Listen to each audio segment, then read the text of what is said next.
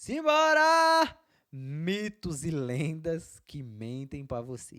Simbora! No início da humanidade, os nossos ancestrais se reuniam ao redor de fogueiras, compartilhando histórias de sua fé. Mas hoje em dia, os mitos são muito diluídos pro meu gosto. Então se prepara, porque hoje eu vou trazer os mitos e lendas mais sombrios, assustadores e absolutamente estranhos, em que as pessoas realmente acreditavam. Deixa eu me preparar que deveria abrir um server no Mine no cara. Você não vou entrar. Os caras ficam querendo que eu entre aqui na coisa. Eu não vou entrar, eu não participo não, cara. Eu tenho um Discord aí, vocês entram e tudo, eu entro lá raramente. Meu negócio é aqui, mano. Entenda aqui, meu negócio é aqui, ó. Meu negócio aqui é live YouTube. Você não me vê em outro canto, tá ligado? Olha o Instagram, não posto tanto. Queria postar mais, não posto. É só aqui. É só o canal principal de React e aqui. Live. Pronto.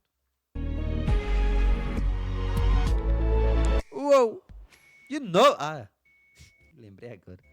Gregos grotescos. A maioria de vocês, nerds da mitologia grega, sabe que o chefão dos deuses é Zeus. Só que ele não é o sábio que se esperaria de alguém com uma barba tão grande e branca. Na verdade, ele é um idiota. Deixa eu te provar isso com um mito registrado pela primeira vez na Teogonia, pelo poeta grego Hesíodo por volta de 700 a.C. BC? Um dia, BCT? Zeus ouviu uma profecia de que qualquer filho nascido da sua esposa Metis, a deusa do conselho sábio, seria ainda mais poderoso que ele. Isso o preocupou, pois ela estava grávida. Então, sendo um idiota, Zeus fez a única coisa lógica que lhe ocorreu. Ele engoliu a própria esposa grávida. Então, realmente, é a Lore do Crono, pô. É a Lore do Crono, do God of War mesmo. Só que no caso, o Crono... É o Crono? É o Crono, o pai dos Zeus? E vai engolir ele? É a porra da Lore dele mesmo. Realmente. Pois é, só que logo depois ele sentiu uma baita dor de cabeça. A dor latejante aumentou até que houve um estalo repentino e o topo de o Cronos. sua cabeça se abriu feito um ovo. Dela nasceu Atena, deusa da guerra e da sabedoria.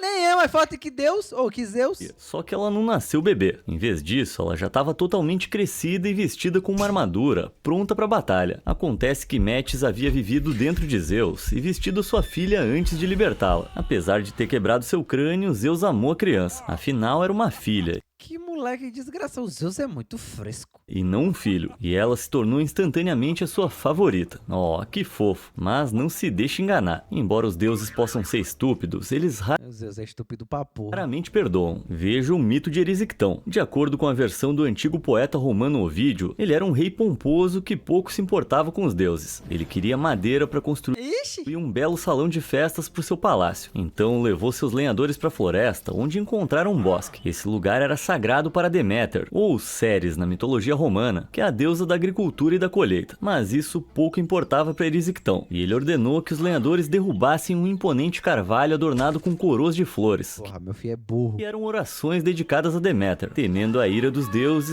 Árvore. Os lenhadores se recusaram. Fervendo de raiva, Erisictão pegou o machado e gritou: "Não existem deuses." Depois disso, ele cortou o tronco da árvore. Mas ele cometeu um erro terrível, pois dentro daquela árvore havia uma dríade, um espírito da natureza.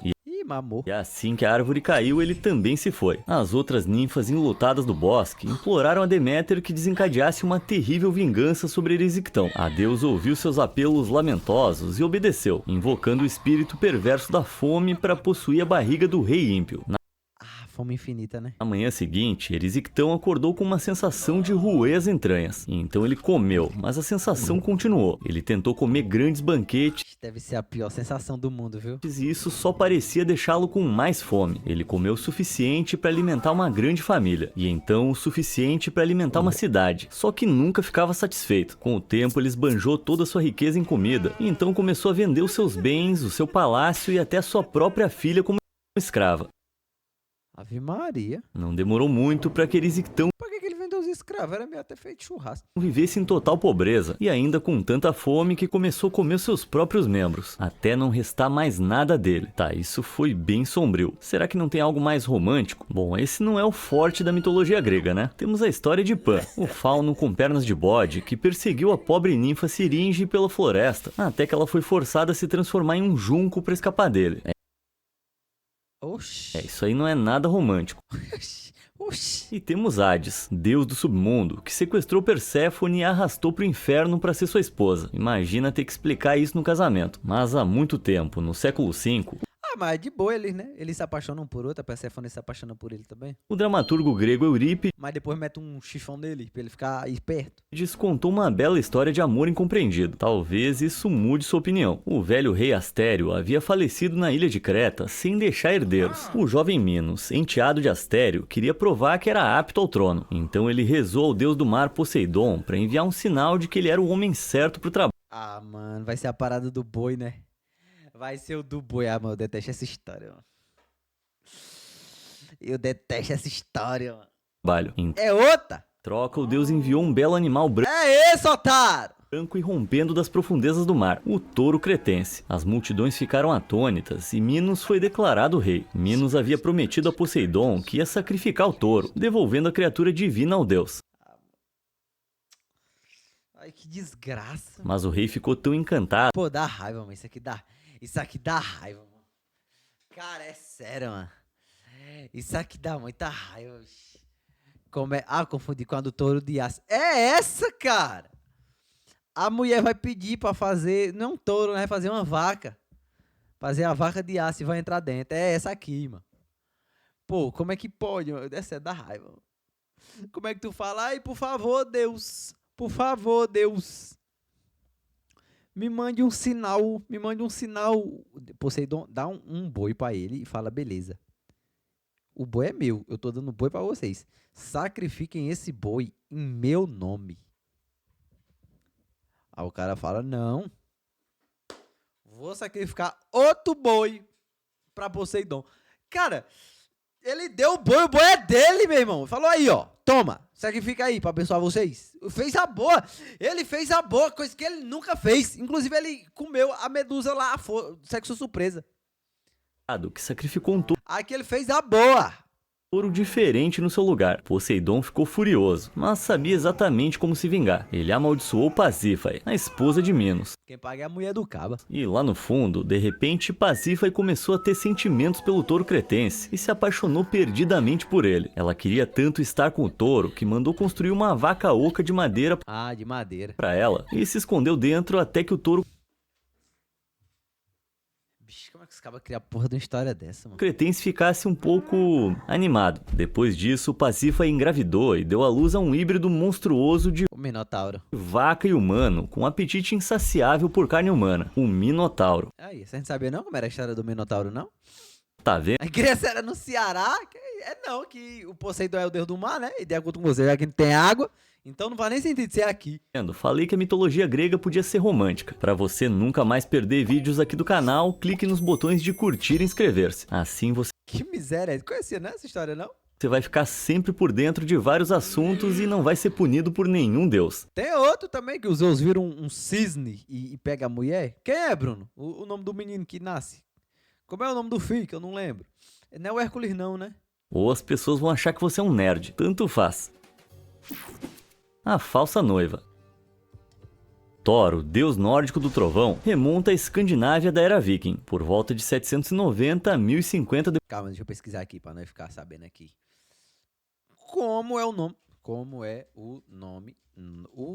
O nome do filho de Zeus que ele se transformou em um pato. Acabou que transou com um pato, meu irmão. Meu Deus, foi pior, mano. Meu Deus, foi pior a Lore. Na verdade, Zeus se transformou em um cisne. Eu tô ligado, eu botei só pra rir. Ou, em algumas versões raras, um ganso.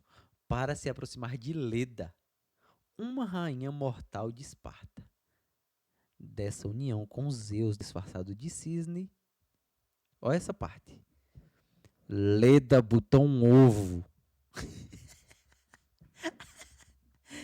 Do qual nasceu Helena de Troia, conhecida como a mulher mais bela do mundo, e Pólux, também considerado filho de Zeus e irmão de Helena. Outras transformações de pássaro e de Zeus: águia para raptar Ganimedes, cuco para seduzir Hera e pomba para se aproximar de Fítia. E o caso mais famoso envolvendo aves é o nascimento de filhos. Nesse caso, o de Leda e Pólux. Oh, meu Deus. Depois de Cristo, embora hoje a gente o conheça como o herói de cabelos dourados dos filmes da Marvel. Pra ser justo, existem algumas semelhanças entre os dois. Os dois são fortes, gananciosos e não muito inteligentes. Mas um mito que você não vai encontrar em Vingadores vem da Edda em Prosa, uma coleção de antigos mitos nórdicos compilados no século XIII. A história começa em Asgard, o lar dos deuses. Thor acordou certa manhã e descobriu que o seu precioso martelo, o Mjolnir, havia desaparecido. Frenético, ele recorreu... É engraçado que tem muito disso, né, mano? Dos caras fazendo sexo com animais, que nem o Loki. O Loki transformado em égua, liberando pro cavalo do gigante de gelo e dando fim a cobra, a bichona grandona, a Jormungand, o lobo Sif gigantesco, que engoliu o mundo. Quem é o outro, mano? Que eu não tô lembrado agora. É a cobra, o lobo. Tem mais um que eu não tô lembrado qual é. Ah, é o cavalo, né? Não, doido. Eu esqueci o nome dele, mano. Ragni. Um negócio assim. Esqueci o nome dele, mano, agora. E o cavalo de Zeus. De Odin, o cavalo de Odin. E nem é de mitologia nórdica, de mitologia grega, porra. Eu sempre confundo, né? O cavalo de muitas pernas. Mas, rapaziada, gosta de fazer essa por Fenrir, exato. a Loki, o deus trapaceiro. A Loki? Ah, o Loki. O Mjolnir havia desaparecido. Frenético, ele recorreu a Loki, o deus trapaceiro, em busca de ajuda. A Loki. Loki descobriu que foi Thrym, chefe dos Jotnar, uma raça de gigantes ou ogros, que roubou o martelo e o escondeu no subsolo. Thrym prometeu a Loki que devolveria o martelo somente se Freya, a bela deusa da fertilidade, concordasse em se casar com ele. Ah, tem essa, né? Então Loki retornou aos outros deuses e contou a notícia a Freya. Só que Thrym era considerado feio até para os padrões dos Jotnar, e Freya ficou tão furiosa que Asgard inteira tremeu. Foi então que Heimdall, o deus guardião, sugeriu que Thor vestisse um vestido de noiva. É verdade? Eu tinha que ser dessa história. Fingisse ser Freya para enganar o ogro e fazê-lo devolver o martelo. Apesar dos seus protestos, o corpulento Thor se espremeu em vestido de noiva com véu e cobriu seu rosto peludo. Não é algo que o Chris Hemsworth faria. Faria sim. Acompanhado se o Loki falasse pra ele fazer, ele fazia. Por Loki, que estava vestido de dama de honra, eles viajaram para Jotunheim, a terra dos Jotnar. Thrym ficou emocionado ao encontrar a noiva e meio que comprou o disfarce. Ele preparou um grande banquete no seu salão para todos seus convidados Jotnar. Só que uma coisa que surpreendeu o ogro foi a velocidade com que a sua noiva devorou um boi, 8 salmões e um barril inteiro de hidromel. O esperto Loki explicou que Freya estava tão animada para se casar com Thrym que não comia há 8 dias. Totalmente convencido, Thrym trouxe um presente de casamento e colocou no colo dela. Era o martelo Mjolnir. Thor pegou o martelo e, bom, digamos que Thrym deixou de existir. Sabem que jogo o Thor também tá assim, no God of War. Ele e todos os outros ogros. Assim que terminou, Thor foi pra casa com Loki, de barriga cheia e com seu martelo de volta. Que final legal. Aproveita que nem todos nesse vídeo vão ser assim. Terrores arturianos. Tá, eu quero mais uma história incrível. Que tal o Rei Arthur? Lendas sobre esse rei remontam ao país de Gales do século VI, com a história do seu nascimento registrada posteriormente na pseudo-histórica História dos Reis da Bretanha. Não tô falando da Marvel do Gol. Tá no Marvel vs Capcom. Do cronista galês Geoffrey de Monmouth, na década de 1130. Ela começa com Uther Pendragon, o rei da Bretanha. Em sua corte estava o Duque da Cornualha, juntamente com sua esposa Igraine, a mulher mais bonita que Uther já havia visto. E ele se apaixonou imediatamente por ela. Não, porra, mas aí é complicado, né, chefe? Mas, vendo o desejo nos olhos de Uther, o Duque trancou Igraine no castelo de Tintagel, o qual você ainda pode visitar hoje em dia. Desesperado para ver Igraine, Uther declarou guerra ao país do Duque e sitiou seu castelo. Armaria. Mas, sem chegar a lugar nenhum, recorreu ao seu sábio profeta. E você já deve ter ouvido falar nele. Seu nome era Gandalf. Merlin. Pô, eu falei Gandalf por quê, mano? Gandalf é do Senhor dos Anéis, cara aí. Usando magia poderosa, o mago alterou a forma de Uther, transformando no próprio Duque. Naquela noite, Uther entrou em Tintagel sem impedimentos, onde encontrou Igraine. Acreditando que o homem era o seu marido, passaram a noite juntos. Amei. Foi que nem o Zeus, porra. O Zeus também já se fantasiou de marido de uma mulher e passou a lá chibata nela. O cara saiu pra ir pra guerra do mesmo jeito.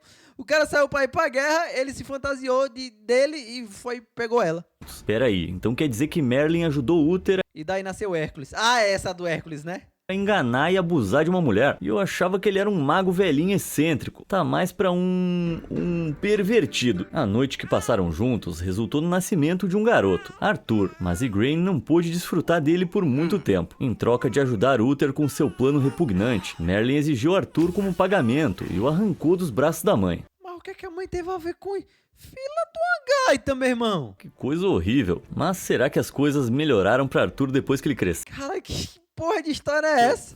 Ao longo dos séculos, essas lendas galesas chegaram à França, onde escritores adicionaram suas próprias reviravoltas, culminando na obra seminal La Olha lá, a morte de Darth Vader. O que é que Darth Vader tem a ver? Morte Arthur, no século XV, do escritor inglês Thomas Malory. Nossa história continua com Arthur agora totalmente crescido e rei da Grã-Bretanha. Um dia, a esposa do rei de Orkney, Morgause, veio visitar a corte vestida com esmero. Arthur ficou imediatamente hipnotizado por sua beleza e a convenceu a ficar. Sem vergonha. Isso geralmente não acaba bem. Eles se tornaram um casal, sem saber que eram na verdade irmão e irmã. É a Lore do Pride Prut. Oh, meu Deus do céu, mano.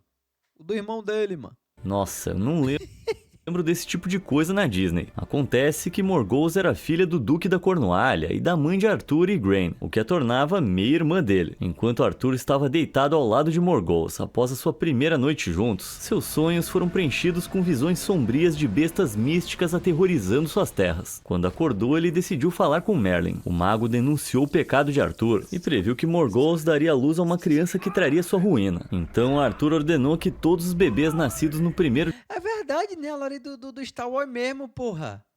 Os filhos do Darth Vader, da Leia e do Anakin. Anakin é o prota. O do filho dele, o Luke. Que um se apaixona... Eu nem lembro se um se apaixona pelo outro. Eu sei que o Luke é apaixonado pela Leia. E os dois é irmão. Eles beijam na boca ainda, né? de maio, fossem embarcados em um barco sem leme e lançados ao mar abandonados. Por falar em Star Wars, acho que eu vou rever, hein? Star Wars é legal de assistir. Puta que pariu. Eu vou assistir a desgraça da última trilogia, que é merda. Fezes. Ai, Fezes. Pra se afogar. Teu filme favorito, né? Ai, que engraçado, hein, Bruno? Milagrosamente, o filho de Arthur e Morgause sobreviveu e cresceu para se tornar Mordred, o maior inimigo de Arthur. Quem foi o culpado por todo esse incesto varia de história para história. Em algumas versões, Morgause é retratada como uma bruxa conivente que deliberadamente seduziu Arthur, plenamente ciente de que ele era seu irmão. Ixi, enfim, foi pior. Adeus infância. Adeus infância, o que eu nem ligo. Oxe, que é isso? Eita porra. Oxê. Oxi, carai. Aparições no Japão. Oxi, carai. Eu invejo as crianças que cresceram assistindo a Viagem de Chihiro. Ê, Viagem de Chihiro é bom. Cada quadro é repleto de imaginação e... Tá maluco, mano. Não, Bruno, não é hentai. Não é pra você ver. E criaturas... É um desenho normal. Fofo, inclusive. Estranhas e maravilhosas. Não é de se admirar quando você olha para os yokai, um termo genérico para fantasmas, espíritos e outras criaturas assustadoras do Japão. O meu mito yokai favorito parece ter sido popularizado pelo mangá Shigeru Mizuki. Sua versão do mito começa com um samurai caminhando por Kyoto à noite, quando de repente percebe um estranho nas sombras à sua frente. O estranho caminhava em um ritmo lento e afetado, e então parou abruptamente e começou a tirar o kimono. Horrorizado, o samurai viu que ele não tinha olhos, boca ou feições. Mais aterrorizante ainda, o estranho se abaixou e o samurai viu que em vez daquilo, havia um olho gigante e brilhante. Minha nossa, esse yokai é chamado de Shirime, que se traduz como o olho de bunda. Dá pra entender por quê. Embora o Shirime possa ser terrivelmente estranho, na verdade é bem inofensivo. Ele só gosta de assustar pessoas. O mesmo não pode ser dito de todos os yokai. Em uma estranha lenda urbana que remonta à década de 1930, um aluno estava trabalhando até tarde depois da escola. A natureza chamou e então ele correu pro banheiro mais próximo que encontrou e entrou na quarta cabine. O banheiro era velho e mal cuidado, mas ia ter que ser. Enquanto ele estava ali ocupado, ouviu um rangido na porta. Lentamente ela se abriu, revelando uma figura fantasmagórica, vestida com uma capa vermelha e uma máscara de teatro. Era o yokai Akamanto. O aluno gritou: Akamanto. Esse não vem de quê? Eu lembro dele. Com força, mas a criatura continuou a entrar, e então lhe ofereceu 2 rolos Ah, pronto. de papel higiênico, um vermelho e um azul. Mano! Tomado pelo nervosismo, o estudante escolheu o azul. No outro dia, o seu corpo foi encontrado com o rosto azulado como se tivesse sido sufocado, contorcido em um grito de terror. Não importava qual rolo ele escolheu, seu destino estava selado. E se ele tivesse tentado enganar o espírito escolhendo uma outra cor, tipo amarelo, aí acho que o espírito ia mergulhar a cara dele na água do vaso. Não importa qual você escolha, o Acamanto sempre te pega. Lá ele. As E como é que faz? Aztecas terríveis. Só Se a gente voltasse ao México dos séculos XV e XVI, ia poder testemunhar o grande Império Azteca, um lugar rico em mitos de criação, destruição e renascimento. Uma dessas histórias acompanha Coatlicue, uma deusa da terra, do nascimento, da guerra e da agricultura. Sua história foi compilada no Códice Florentino, um registro criado no século XVI pelo frade franciscano Bernardino de Sahagún, em colaboração com escritores e artistas indígenas. Quando nossa história começa, Coatlicue já era mãe de Coyolxauhqui, uma deusa lunar, e também de 400 Centohuitznahuas, deuses das estrelas do sul. Certa manhã, Coatlicue estava varrendo seu santuário no topo da montanha Coatepec, quando notou algo caindo do céu. Parecia uma espécie de bola, só que era tão macia quanto uma nuvem. Coatlicue arrancou o objeto do ar e começou a inspecioná-lo. Era feito de penas de beija-flor. Naquele momento, a deusa sentiu uma pedra pesada cair em sua barriga e inchar, ficando cada vez mais pesada. Não é grávida, não. Antes que percebesse, ela estava grávida. É grávida mesmo. Ela contou à filha Coyolxauhqui, mas em vez de ficar feliz ou surpresa, a filha ficou enojada. Ela acreditava que a concepção tinha trazido desgraça para a família, e ao contar aos seus 400 irmãos, eles sentiram o mesmo. Juntos, Ave Maria. os irmãos tramaram um plano vil para acabar com a mãe e o seu bebê bizarro de uma vez por todas, Oxi. empunhando porretes, arcos, espadas Porra de lore é e essa? lanças. Eles avançaram até Coatepec, onde encontraram a mãe horrorizada. Coyolxauhqui estava prestes a desferir o golpe mortal, quando algo irrompeu da barriga da mãe. Era Huitzilopochtli, o deus do sol, da guerra e do sacrifício. Ele já era adulto, elevando-se acima dos outros, e empunhava uma espada feita de uma cobra. Matou os irmãos tudinho. Com ela, ele rapidamente exterminou Coyolxauhqui e depois dizimou seus irmãos, perseguindo-os pelo céu onde se tornaram estrelas. Huitzilopochtli é um dos deuses mais importantes da religião asteca, e o seu nome combina as palavras da sua língua para beija-flor e esquerda. O Lula? Os astecas viam o sul, para onde Huitzilopochtli os conduziu da sua mítica terra natal ao norte, como o lado esquerdo do mundo. Eles também acreditavam que os guerreiros que morriam em batalha ou em sacrifício ao deus, em algum momento renasciam como beija-flores. Portanto, o nome significa guerreiro ressuscitado do sul. Quanto a Coatlicue, ela geralmente é retratada não com uma cabeça humana, mas com duas cobras saindo do pescoço. Já vi essa arte. Não se dela. sabe bem porquê, mas há pistas que apontam para outro mito bizarro. Mas eu poderia contar esse na parte 2, se vocês quiserem, né? Me conta aí embaixo. Iroqueses sinistros.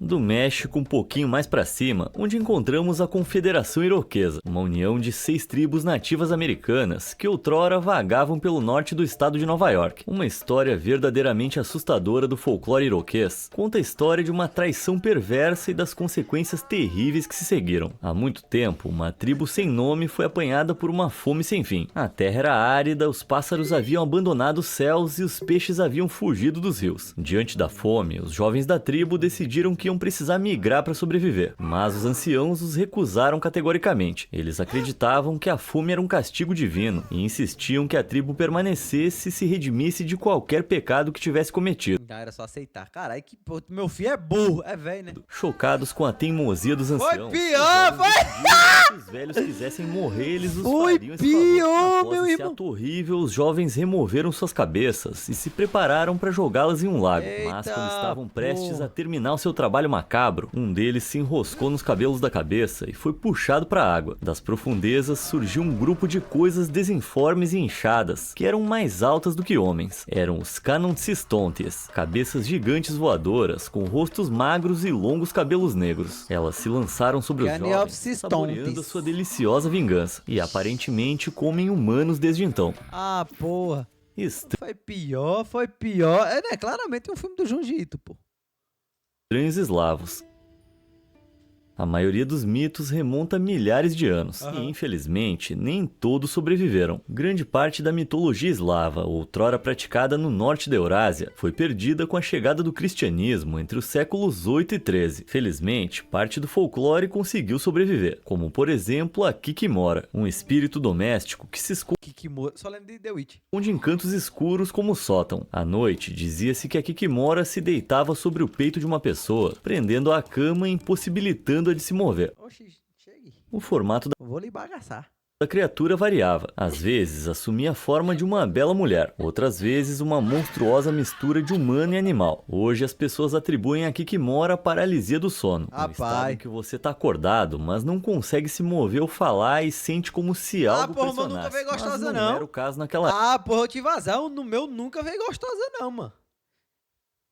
época. A Kikimora tem sido retratada há muito tempo como uma velha ou bruxa, e com o tempo se tornou associada a outra figura lendária, a Baba Yaga. Essa ogra bruxa se tornou um ícone do folclore eslavo, e ela frequentemente se encontra dentro de sua casa, uma cabana com pernas de galinha que andam sozinhas. Se não estiver lá, ela voa sobre sua casa na floresta em um pilão gigante. Minha E, como casa? toda No pilão? bruxa, ela devora crianças. Representações dela na arte datam do século XVII. Aqui ela tá tipo aquela expressão, montada num porco. Ainda hoje, algumas crianças eslavas são criadas acreditando nas histórias dessa bruxa cacarejante, onde ela oscila entre ser uma vilã maliciosa, uma trapaceira astuta e às vezes até mesmo prestativa. Ela é Mas massa. a sua aparição mais conhecida vem de Vasilisa a Bela, uma história coletada nos contos de fadas russos por Alexander Afanassiev. Era uma vez uma jovem chamada Vasilisa que vivia feliz com sua mãe e seu pai, mas infelizmente sua mãe adoeceu gravemente. Quando chegou o dia de se despedir, a mãe de Vasilisa lhe deu uma boneca Ela é da Annabelle. velha e esfarrapada. Ela disse a Vasilisa que era mágica e que precisava manter a boneca em segredo, mas que se alguma vez estivesse em apuros, deveria lhe oferecer um pouco de comida e bebida. Vasilisa, desolada, aceitou a boneca e as últimas palavras de sua mãe. Após a morte da mãe, o pai de Vasilisa se casou de novo, e a sua nova madrasta se revelou ser, Era ruim, né? muito má. Quando o pai de Vasilisa partiu em uma longa jornada, a madrasta dela ordenou que Vasilisa buscasse fogo na cabana de Baba Yaga, sabendo que provavelmente seria seu fim. Vasilisa, sempre obediente, Que otária, mano. um pouco inocente, fez É engraçado que sempre tem essas histórias e as madrastas é sempre umas otárias do caralho, né? o que foi dito. Antes de escurecer, Vasilisa chegou a uma cerca ladeada por crânios humanos que cercava uma cabana dia, Gabriel. empoeirada em pernas de galinha. Era a casa de Baba Yaga. A jovem bateu a porta e foi recebida pela velha horrenda, a quem explicou sua história e como precisava desesperadamente de fogo. Baba Yaga concordou, mas somente se Vasilisa completasse uma tarefa impossível. Ela precisava remover os grãos de terra de uma enorme pilha de sementes antes do amanhecer. Quando Baba Yaga não estava olhando, Vasilisa ofereceu a pouca comida que tinha para a boneca, e imediatamente ela ganhou vida, organizando a pilha na velocidade Não era só, a mulher não era só pra fazer fogo? Porque essa menina velha não pegou só o graveto pra tacar fogo, cara.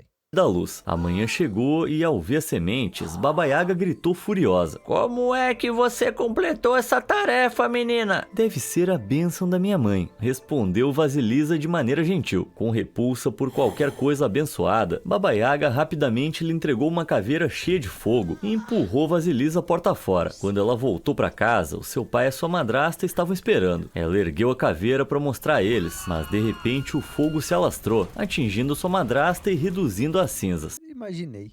Vasilisa decidiu arrumar sua boneca e partir para a cidade grande, onde se tornou uma Acabou não? costureira mestre, casou com um rei e viveu feliz para Vai tomar no cu, mano. Caralho, que história peitinho da porra. sempre. Polinésia peculiar. Virou Disney. Do nada, do nada. Do nada. Oxi. Porra, caralho. Realmente virou a Disney do nada, né? Matou a madrasta dela. Não, aí ela casou com um príncipe e viveu feliz pra sempre. Do nada.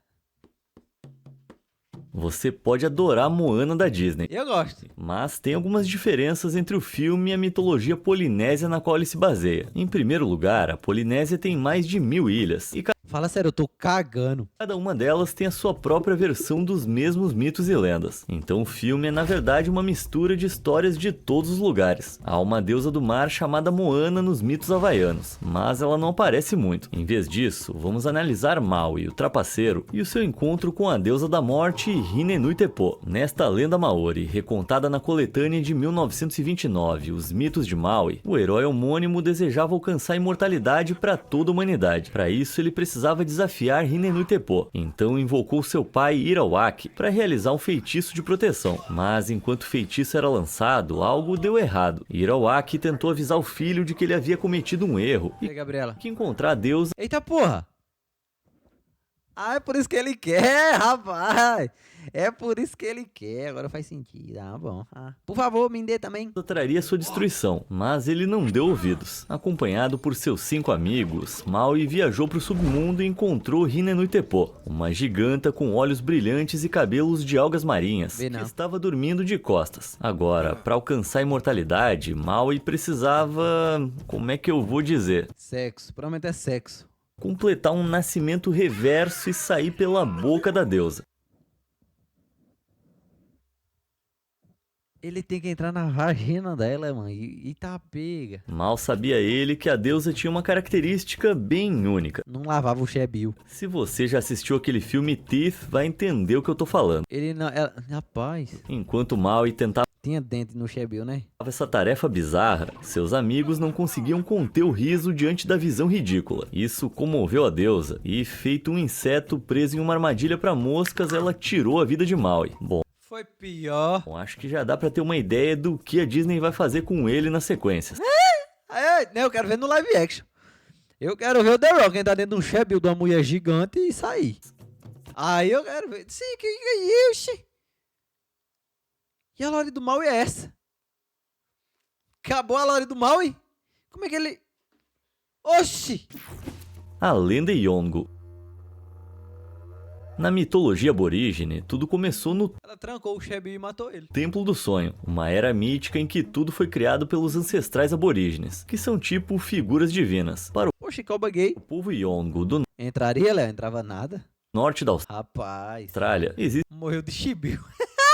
um mito sombrio que vem direto do lado obscuro do Vai Templo morrer. do Sonho. Começa com Ngalinde, um homem pálido, gordo e preguiçoso. Vocês? Que tinha o poder de voar. Não Vocês? que ele fizesse isso. Suas esposas, fartas do seu desleixo, decidiram ajudá-lo a perder alguns quilos, mas não com exercícios. E enquanto ele estava deitado, como de costume, elas pularam sobre ele armadas com machado Me vai arrancar a gordura dele? e o deixaram mais leve. Quase morto, ele alçou voo e escapou da ira de sua família. Mesmo assim, ele estava exausto e desabou nos galhos de uma árvore. Com seu último suspiro, ele amaldiçoou toda a criação, declarando que, embora ele sempre voltasse à vida, todo o resto ia morrer. Os Yongo acreditavam que, antes disso, todas as coisas eram imortais. Fiel à sua maldição, depois de 3 dias, Ngalinde voltou à vida. Jesus. E rapidamente ficou tão redondo como antes. Mas depois de 2 semanas, suas esposas o caçaram e o atacaram de novo. Não, homem!